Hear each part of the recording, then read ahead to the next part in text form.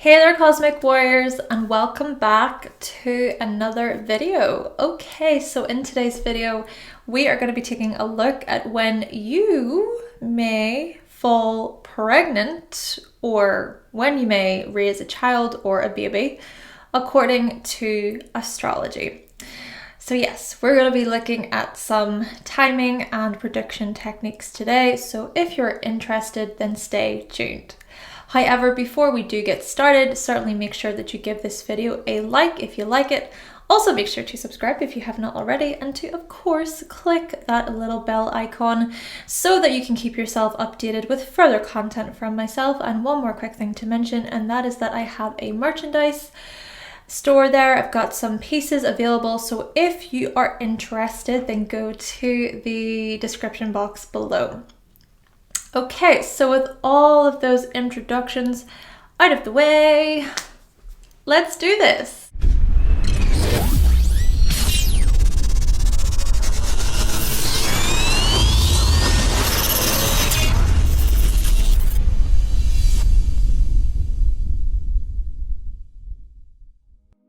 Okay, so I made a video all about how you can find children and pregnancy using astrology, which I will provide a link to that video in the comment section down below, so go to that link if you haven't seen it already, of course. But in this video we're going to be addressing when you may fall pregnant or when you may begin raising a baby or a child.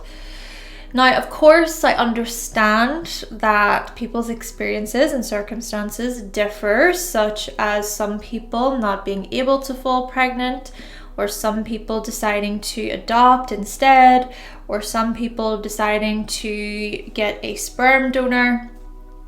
But overall, we're really looking at the raising of children. Likewise, take what I'm saying with a grain of salt, and remember that this is my own analysis, but also feel free to add to the discussion in the comment section down below.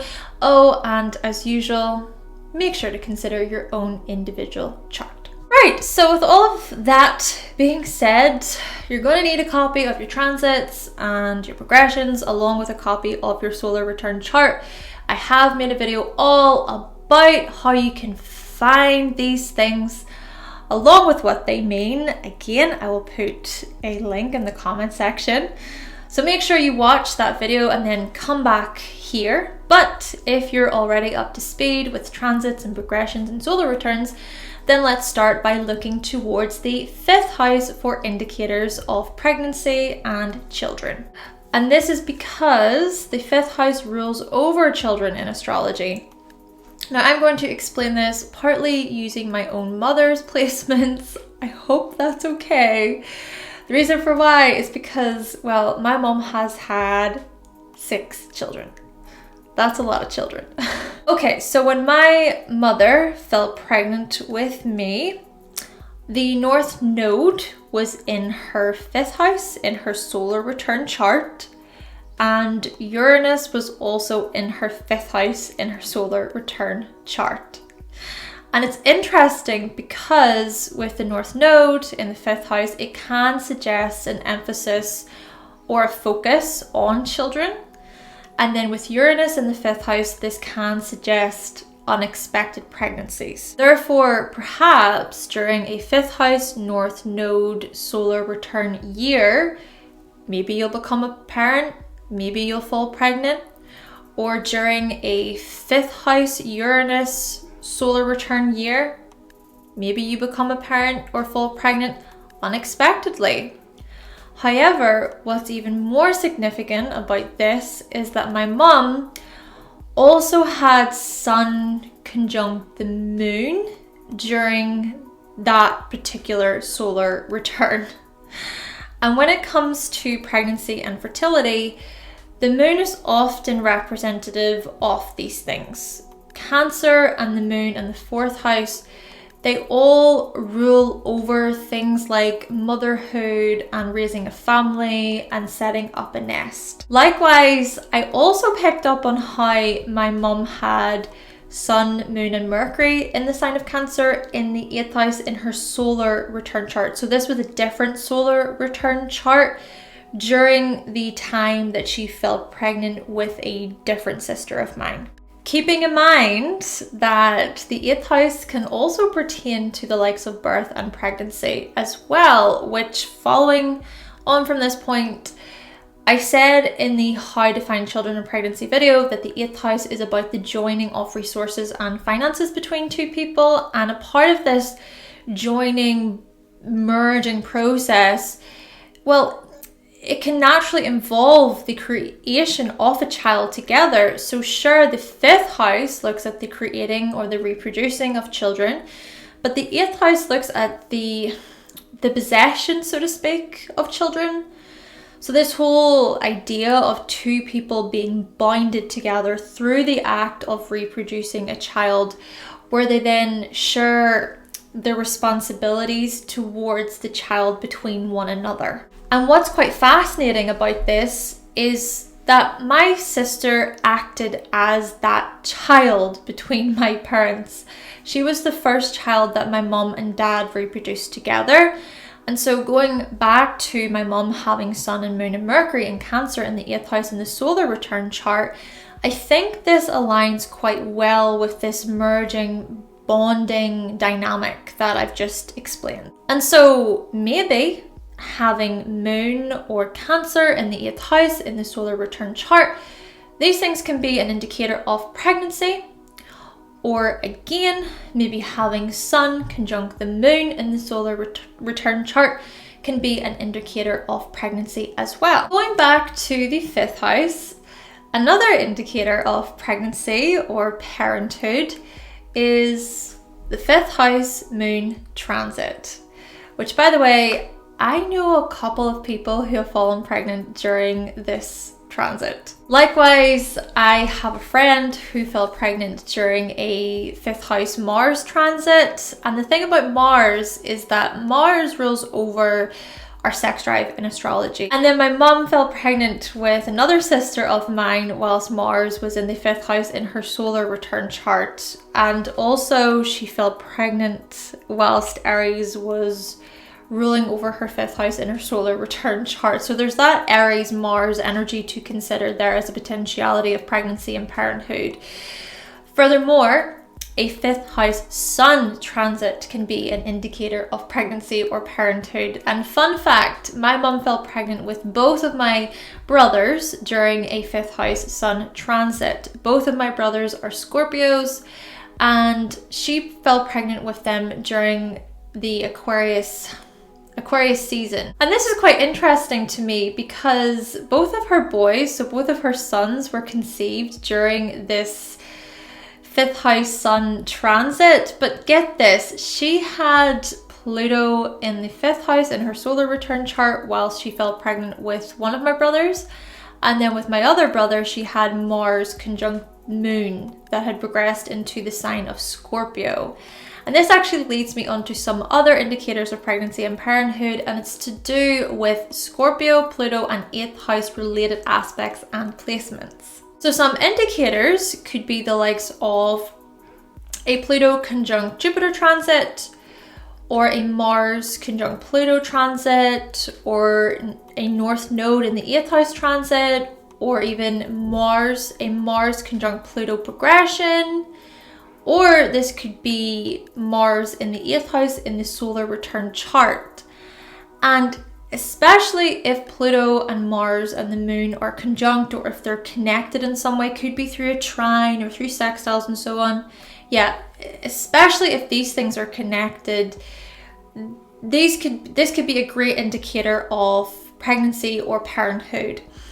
And it's interesting because my friend fell pregnant during a solar return that involved Venus, Moon, Jupiter conjunct in the sign of Scorpio in her 4th house. And then her husband was experiencing a solar return that involved a Cancer rising year with Moon in the 4th house, chart ruler of that year, Jupiter in Scorpio there, and Mars in the 8th house.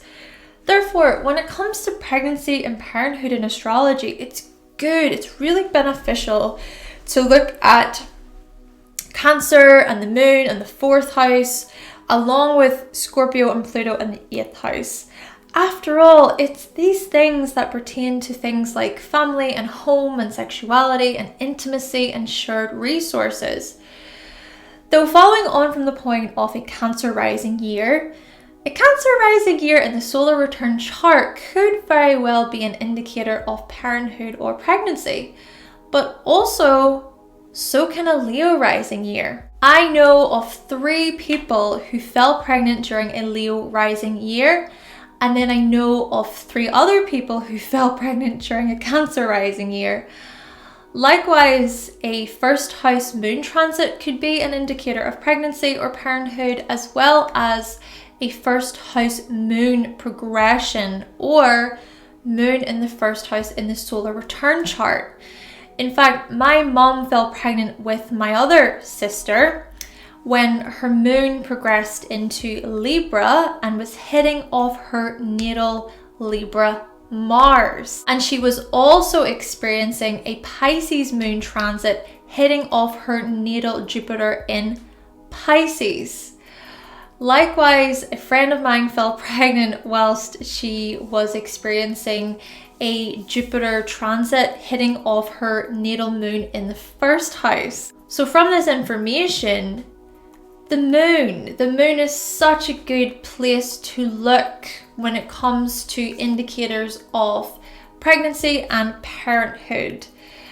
And also looking at the moon, especially combined with that 1st house energy, or with Pluto, or with Mars, or with Jupiter. Then again, perhaps another indicator of pregnancy or parenthood would be moon conjunct Venus. So a moon conjunct Venus transit. And interestingly, my mum fell pregnant during one of these transits to one of my sisters that I previously mentioned earlier. And during that same time as well, the moon had progressed into Pisces, hitting off her natal Jupiter in Pisces. So as you can sort of see, there's a lot to consider when it comes to pregnancy and parenthood timings. There are just many potentialities when it comes to predictions and timings of different events within astrology.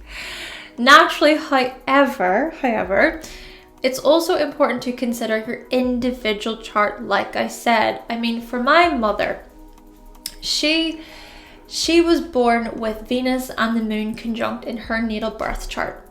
Likewise, my sister, who had 7 children, was also born with moon conjunct Venus in her natal chart, which I can see with the moon conjunct Venus being a good indicator of fertility.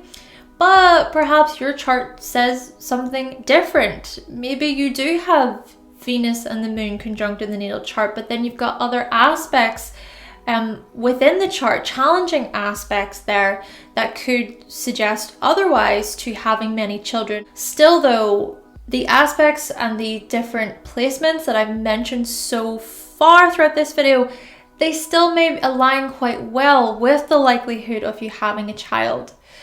Though another thing to remember when it comes to the 5th house energy is the location of the 5th house ruler or rulers. So for example, if you have Sagittarius ruling the 5th house during a solar return year, and then you've got Jupiter in the 4th house, this may be a strong indicator of pregnancy or of raising a family. Or if that Jupiter is conjunct Pluto, again, this could be another indicator. Or if you have Scorpio ruling the 5th house during a solar return year with Mars in the 8th house, this is also a strong indicator of pregnancy or raising a family. Or if you have Mars even conjunct the ascendant, this could be yet another indicator.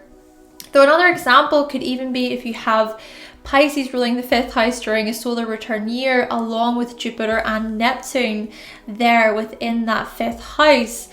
Again, this could be another indicator of pregnancy or of having a child.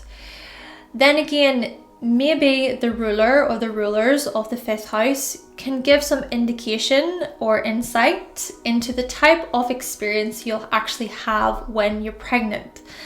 I know for my mum that the North Node and Uranus and Neptune, yeah, they might have been in Capricorn in the 5th house, but then she had Saturn in Aquarius there in the 6th house within that solar return year. And after giving birth to me, she decided not to have any more children, especially given that her health was declining. Interesting fact though is that my mum was 41 whenever she gave birth to me, and she was 20 whenever she gave birth to my oldest sister. Also, I know of a friend who had Chiron in Aries in the 5th house when she fell pregnant with her child, but then she had Mars in Aquarius in the 3rd house, and she actually gave birth to her daughter way earlier than expected. Speaking of things being unexpected, Uranus in the 5th house can suggest unexpected pregnancies, like I said earlier, but some other indicators of unexpected pregnancies could be Uranus conjunct Mars. So a Uranus conjunct Mars in transit, or this could be Uranus conjunct Mars in a progression form, or it could also be Uranus conjunct Mars in the solar return chart. Also, Uranus conjunct Venus, this type of transit could be an indicator of an unexpected pregnancy, or even a Uranus conjunct Venus progression. And again, Uranus conjunct Venus in the solar return chart. Same thing could be said when it comes to the moon. So looking at a moon conjunct Uranus transit, or moon conjunct Uranus progression, or also moon and Uranus in the solar return chart making a conjunction. Naturally, however, remember the whole chart. Remember to combine transits and progressions and solar returns with your birth chart in order to get a fuller picture of what I'm talking about today.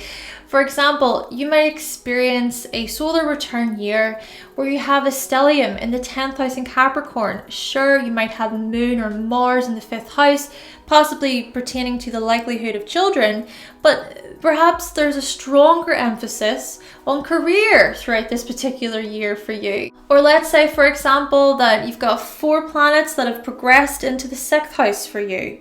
Sure, you might have Uranus in the 5th house natally, maybe suggesting unexpected pregnancies, but perhaps there's just a much stronger emphasis on your health and your well-being and work even throughout this particular time period. And so there's that less likelihood then of an unexpected pregnancy happening. I hope you can kind of see where I'm coming from with how complex things can get and how it's good to consider the whole chart and the bigger picture. Though even just following on from the point of health, of course, it's good to keep in mind health, especially when it comes to fertility and pregnancy. I mean, it's good to even look at our sexual health in this respect. Just keep in mind that health overall can impact our likelihood of pregnancy and our likelihood of wanting to raise a family. Now, another thing that I want to mention as well is how Saturn comes into play with all of this. I know for myself that yes, I may have Uranus in the 5th house in the natal chart, and I also have Neptune there as well, but I have Capricorn ruling the 5th house along with Saturn conjunct the Sun. And what I think Saturn and Capricorn energy pertains to in the 5th house is limitation along with waiting. So Saturn in the 5th house natally, or Saturn transit the 5th house, or Saturn in the 5th house during a solar return, all these placements can suggest having children later on in life. Now, they can also suggest difficulty with having children as well, but there's something prolonging about these placements when it comes to falling pregnant or raising a family. Then again, these placements can also suggest a great deal of responsibility and maturity towards children. And so if someone with these placements has a child, they will most likely be very hands-on and up to the task. Though to be fair, for others with these placements, it can actually suggest that children feel like a burden. Perhaps this is partly why these people make sure to strategically plan out having a child, or maybe they're afraid of parenting their child wrong. There may be fears there of becoming a parent or of doing a bad job as a parent. Though again, make sure to consider the whole chart, but with that 5th house Saturn/Capricorn energy, there are high level expectations towards being an exceptional parent, along with stress and worry. The following on from this point, perhaps another indicator of becoming a parent is Moon conjunct Saturn in the solar return chart, and also progressed Moon conjunct the natal Saturn. Now, before I do close off this video, I feel the need to mention that adoption can also fall under the umbrella of the 5th house. Likewise, so can becoming a step parent or an auntie or an uncle, because basically, the 5th house pertains to children as a whole. Therefore, remember this whenever you're looking at those transits and progressions and solar returns. I mean, I have a 5th house stellium, but it was actually my sister who had so many children whilst I was growing up, making me an auntie from a pretty young age.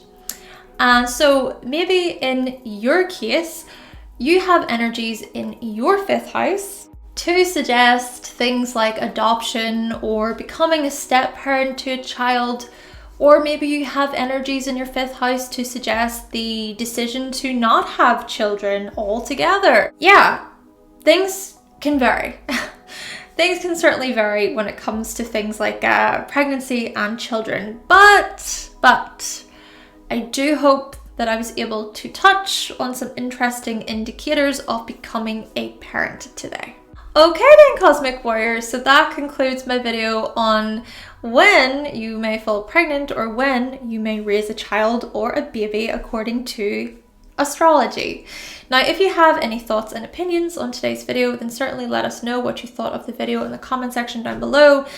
And likewise, feel free to share your experiences, feel free to share any indicators that you happen to notice. You know, maybe you are a parent, maybe you've had a child and you've looked at things within your own chart. Yeah, feel free to add to the discussion below. We are all learning here together, of course. But with all that being said, thank you so much for watching. Thank you for subscribing. And of course, if you would like to see more videos from myself and you have not yet subscribed, then make sure that you click that subscribe button and also make sure that you give this video a like, remember. And I will be back with another video very, very soon. Bye!